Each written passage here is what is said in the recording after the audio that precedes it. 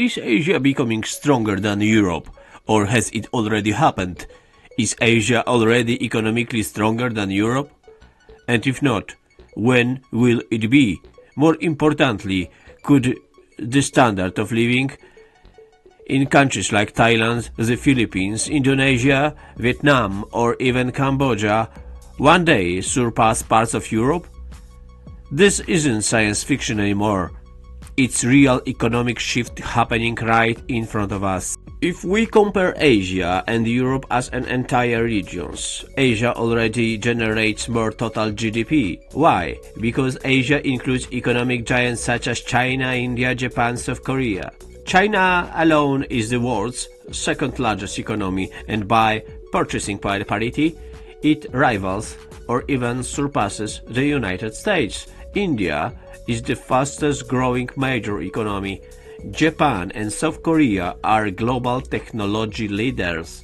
Meanwhile, Europe, largely represented by the European Union, is growing more slowly. Aging populations, high energy costs, heavy regulation, and slower productivity growth are limiting its momentum. But total GDP is only part of the story. The real question is not who produces more, it's this: does the average Asian citizen live better than the average European? For now, in most cases, no. Europe still has higher average income per capita, stronger social system, universal healthcare coverage, and generally more stable institutions. However, the gap is shrinking. China experienced the most dramatic economic rise in modern history.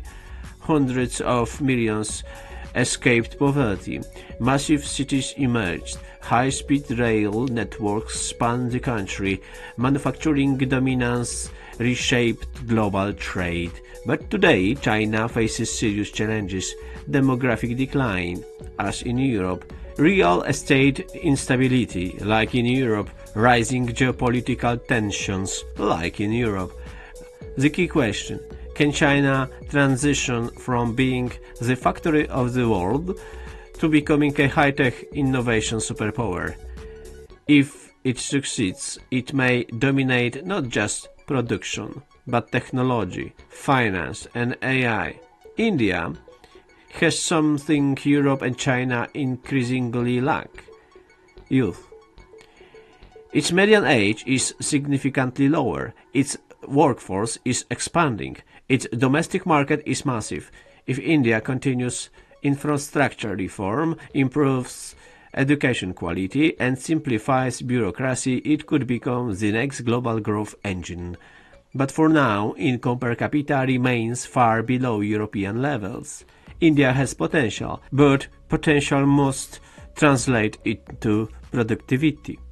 Japan and South Korea are already highly developed economies. Their standards of living are comparable to, and in some cases higher than, parts of Southern and Eastern Europe. They are technologically advanced, globally competitive, innovation-driven, but they share Europe's main weakness: rapidly aging population. Now let's talk about Thailand, Philippines, Indonesia, Vietnam, Cambodia. This region has been growing faster than Europe for years. Vietnam has become a manufacturing alternative to China. Indonesia controls key resources for electric vehicles batteries. The Philippines has a young, English-speaking workforce and a growing service sector. Thailand is a regional industrial and tourism hub. Today, their average living standards are still below Europe's, but here's the key: if they maintain 5-7 annual growth while Europe grows at 1-2%, the convergence could be dramatic within 20-30 years. So, when will Asia overtake Europe? In total economic weight, it already has. In average living standards, Europe still leads, but demographics and growth dynamics favor Asia. By 2040, or 2050, we could see a world where the majority of the global middle class lives in Asia. The largest financial centers are Asian. Technological leadership shifts east. The center of gravity of the global economy is moving, and history shows it has moved before, from Asia to Europe, from Europe to America. Now it may be returning to Asia. Now, few shocking facts that shocking Europeans because they don't know it, they don't understand it. China versus European Union. China today has the world's largest manufacturing sector, the largest export of goods, the second largest nominal GDP globally, measured by purchasing power parity (PPP). China's economy rivals or exceeds that of the European Union. China also dominates globally supply chain in solar panels, batteries, rare earth processing, electric vehicles. In industrial scale and manufacturing depth, China clearly surpasses any single European country, and in many areas challenges the EU as a bloc. India versus the United Kingdom. India is now the most populous country on earth, with a population more than 3 times larger than the European Union and vastly larger than the United Kingdom. India's nominal GDP has already surpassed that of the UK. It also has one of the fastest GDP growth rate among major economies, a rapidly expanding tech and service sector, a massive and young labor force, while per capita income remains lower. In total scale and demographic momentum, India exceeds most European economies. Singapore and Hong Kong versus London. Singapore and Hong Kong are 2 of the most powerful financial hubs in the world. Compared to London, Singapore dominates Southeast Asian capital flows. Hong Kong remains a major gateway to Chinese capital markets. Both have lower corporate tax rates and highly business-friendly environments. In terms of financial market connectivity to Asia, the world's fastest growing region, Singapore in particular, is arguably better positioned for future expansion than London. Japan versus Germany. Japan produces more high-tech industrial output than Germany in several advanced sectors.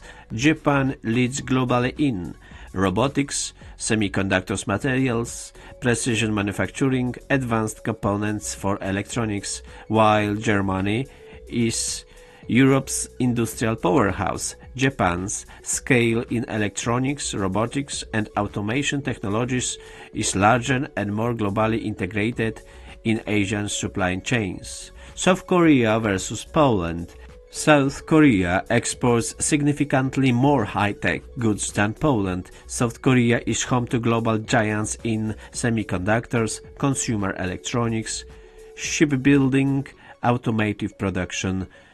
Its R&D spending as a percentage of GDP is among the highest in the world, for above most European countries. Poland is growing rapidly and is an important manufacturing hub, but Korea operates at much higher technological level. Thailand versus Spain. Tourism example. Thailand consistently ranks among the world's top tourist destinations. Compared to Spain, Thailand attracts tens of millions of visitors annually. Bangkok has frequently ranked among the most visited cities globally. Tourism represents a major share of Thailand's GDP. While Spain remains one of Europe's strongest tourist economies, Thailand competes at a global scale and often rivals or surpasses European destinations in visitors' numbers. Vietnam versus Eastern Europe. Vietnam has become one of the fastest growing manufacturing hubs in the world in recent years. Vietnam has attracted major foreign direct investment, expanded electronics export dramatically, positioned itself as a China plus one manufacturing base. In growth, speed and demographic momentum, Vietnam outpaces most Eastern European economies. Indonesia and Southern Europe. Resources and demographics. Indonesia is the largest economy in Southeast Asia, one of the world's biggest nickel producers, a key player in EV battery supply chain. Its population is much younger than most Southern European countries, giving it long-term growth potential.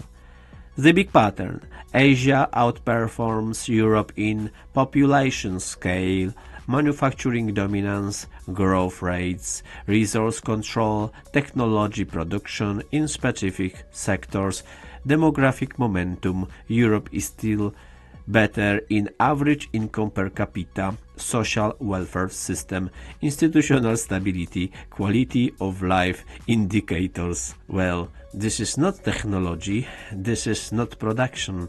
Thus, the direction of momentum matters. In scale, speed, and industrial power, much of Asia is already ahead.